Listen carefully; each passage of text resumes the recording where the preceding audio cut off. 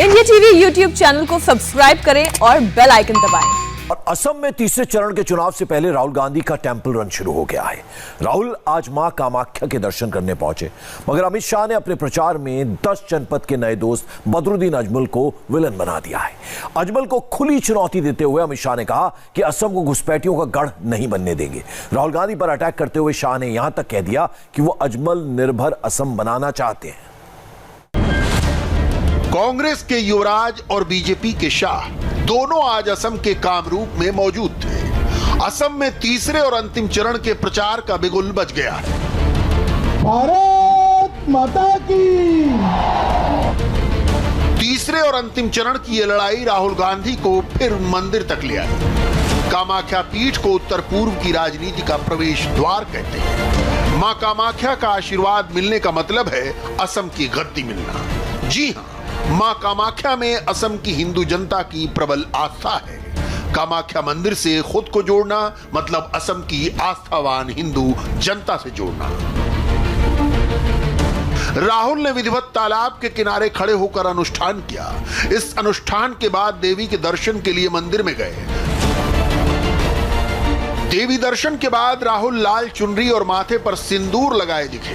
दरअसल ये दिखना भी दिखाने के लिए ज्यादा है। राहुल के इस टेंपल रन का मकसद 24 कैरेट सियासी था। बाहर निकलते ही उन्होंने जनता से किए चुनावी वादों की चर्चा की और बीजेपी पर हमलावर दिखे।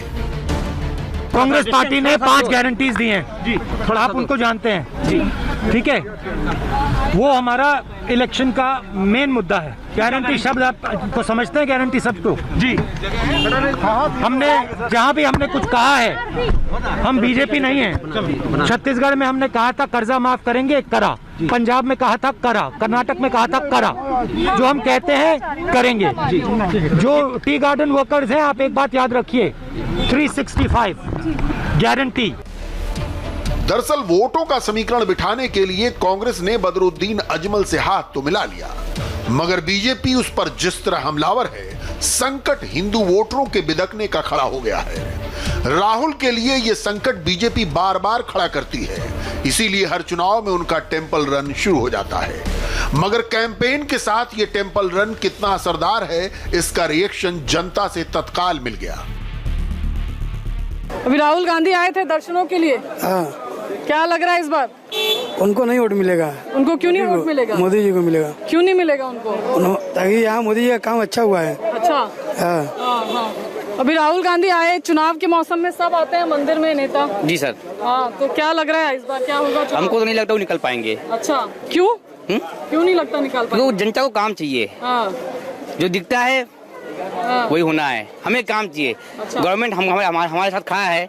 हमें काम मिलेगा, रोजगार मिलेगा, आए तो हम लोग उनको देंगे।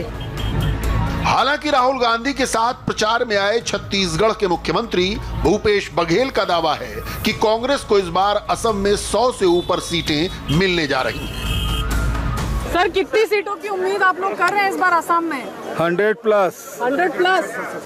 आपकी जो 5 गारंटीज हैं, आपको लग रहा है जनता उसको स्वीकार रही है और उसी पर वोट करेगी? उसी में बटन दबाएंगे। उसी पर बटन दबाएंगे। लेकिन बीजेपी बार बार 100 प्लस की बात कर रही है। वो हमारे लिए अमित शाह जी जो बोलते हैं ना, छत्तीसगढ़ में बोले थे 65 प्लस, वो हमारे लिए लागू हुआ था, तो वो 100 प्लस हमारे लिए। राहुल से पहले उनकी बहन प्रियंका गांधी वाड्रा ने भी मां कामाख्या के दर्शन के साथ असम में कैंपेन की शुरुआत की थी। कांग्रेस का प्रथम परिवार अपने को बीजेपी के मुकाबले बड़ा हिंदू साबित करने में कहीं पीछे नहीं रहना चाहता।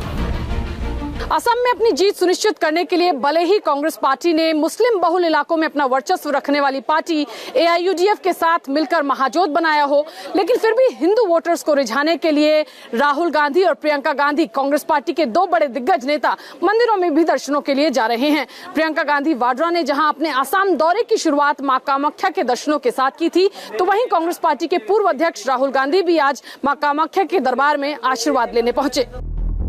अगर सिर्फ कामरूप की डेमोग्राफी की ही बात करें तो यहाँ हिंदू 58% है तो मुसलमान 39% हैं। बाकी 3% में बौद्ध, जैन, ईसाई और सिख सब आ जाते हैं। लेकिन अगर पॉलिटिकल असम को देखें तो दूसरा और तीसरा चरण मुस्लिम वोटों के लिहाज से बहुत अहम है। लोअर असम और बराक वैली में ही मुसलमानों की सबसे सघन आबादी है। दूसरे और तीसरे चरण में कुल 79 सीटों पर मतदान होगा। 79 में 28 सीटें मुस्लिम फैक्टर वाली हैं। 2016 में 28 में से केवल 3 सीटें ही बीजेपी को मिली। इस बार तीसरे चरण में बीजेपी ने 5 मुसलमान उम्मीदवार भी उतारे हैं। 14 सीटें ऐसी हैं जहां हिंदू मुसलमान बराबर हैं। इनमें 12 सीटें बीजेपी एजीपी गठबंधन ने जीती थी। 9 सीटें मिलीजुली आबादी वाली थीं, जो सब की सब बीजेपी और एजेपी ने जीती। कांग्रेस और अजमल का गठबंधन गणित के लिहाज से यहां फायदेमंद दिखता है। उसमें सत्ता की वापसी का पोटेंशियल दिखता है, मगर अजमल के साथ आने के बाद बीजेपी ने ऐसा माहौल बनाया है कि बदरुद्दीन ही फोकस में आ गए हैं। इससे असमिया ही नहीं, बंगाली हिंदुओं को भी दिक्कत है। आज भी असम में अमित शाह ने अपनी सभा में अजमल और कांग्रेस के गठबंधन पर ही हमला बोला। आप असम को घुसपैठियों का अड्डा बनाना चाहते हो तो सुन लो राहुल बाबा, कान खोलकर, जहां तक भारतीय जनता पार्टी है, असम में घुसपैठ हम नहीं होने देंगे, नहीं होने देंगे, नहीं होने देंगे। आपको मोदी जी का आत्मनिर्भर असम चाहिए या राहुल गांधी का मौलाना अजमल निर्भर आसाम चाहिए? क्या चाहिए भाई, बोलो। आत्मनिर्भर आसाम चाहिए या मौलाना अजमल निर्भर आसाम चाहिए? ये राहुल बाबा आजकल आसाम के पर्यटन पर आए हुए टूरिस्ट आते हैं ना, टूरिस्ट ऐसे घूमते हैं और कहते हैं आसाम की पहचान बदरुद्दीन अजमल है। भैया बताओ मुझे, आसाम की पहचान भूपेन हजारिका है या बदरुद्दीन अजमल है? जरा जोर से बोलो, भूपेन हजारिका है या बदरुद्दीन अजमल है? बोडोपा उपेंद्रनाथ है या बदरुद्दीन अजमल है? शंकरदेव और माधवदेव है या बदरुद्दीन अजमल है? अरे राहुल बाबा, जो करना हो कर लो, जितना जोर लगाना वो लग लो, हम आसाम की पहचान बदलने नहीं देंगे।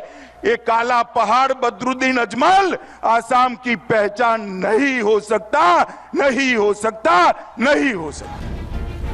असम सरकार के सबसे कद्दावर मंत्री हेमंत बिस्व शर्मा ने तो इंडिया टीवी से बातचीत में दावा किया था कि अजमल के साथ राहुल का गठबंधन उनका ही बिछाया जाल था। कांग्रेस बड़ी आसानी से उसमें फंस गई और उससे बाहर निकलना उसके लिए मुश्किल हो रहा है। अब यहां एक नजर 2016 के नतीजों पर भी डालना जरूरी है। बीजेपी को 29.51% वोट और 60 सीटें मिली थी। असम गण परिषद को 8.21% वोट और 14 सीटें मिली। कांग्रेस को 30.96% वोट और 26 सीटें मिली। अजमल की AIUDF को 13.05% वोट और 13 सीटें मिली। बोडो पीपल्स फ्रंट को 3.94% वोट और 12 सीटें मिली। निर्दलीय को भी 1 सीट मिली थी। अब अगर हम महाजोट को देखें तो उसमें कांग्रेस के साथ अजमल की AIUDF, बोडो पीपल्स फ्रंट और लेफ्ट भी शामिल है। समीकरण के लिहाज से तो ये बीजेपी को कड़ी टक्कर है, मगर सियासत में सेंटीमेंट मैटर करता है, अर्थमेटिक नहीं। बदरुद्दीन अजमल वाला दांव उल्टा भी पड़ सकता है, ये कांग्रेस भी समझ रही है।